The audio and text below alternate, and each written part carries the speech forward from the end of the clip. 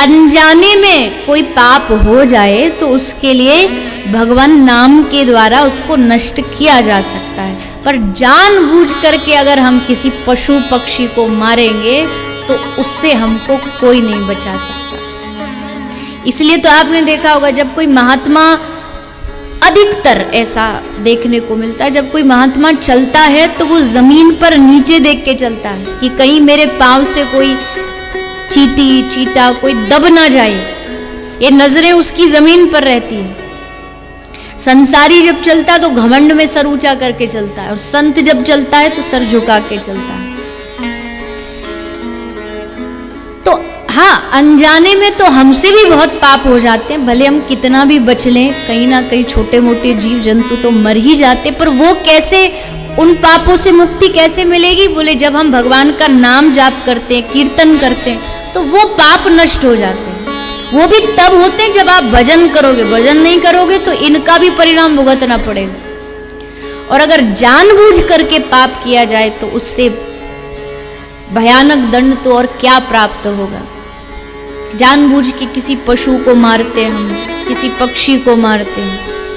आजकल के समय में देखो, जहां देखो आजकल लोग छोटे छोटे शहर ले लो, छोटे गांव ले लो, बड़े शहर ले लो, घर घर में आपको लोग अंडे खाते हुए नजर आते हैं,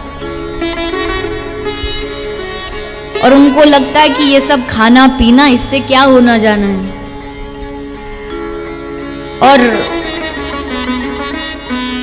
उनको भोजन ग्रहण करके अपने आप को सात्विक समझते हैं, और फिर कहते भी हैं कि अरे ये तो इसमें अभी तो कुछ है ही नहीं, अभी नहीं है, लेकिन यही तो आगे चल के एक जीव का निर्माण करने वाला है। इसलिए सबको ध्यान रखना चाहिए कि कोई भी गलत चीज न खाएं, न पिए, न अपने बच्चों को खिलाएं। अंडा भी मांसाहारी में ही गिना जाता है, और उसको खाने का परिणाम भी आज नहीं तो वहां जाके तो भुगतना पड़ेगा।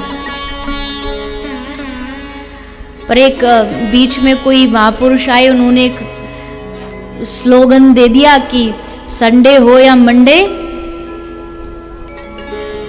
देखो कैसे सबको पता है,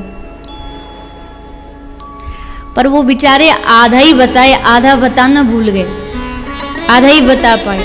पूरा ये था कि संडे हो या मंडे रोज खाओ अंडे, फिर ऊपर जाके खाओ डंडे,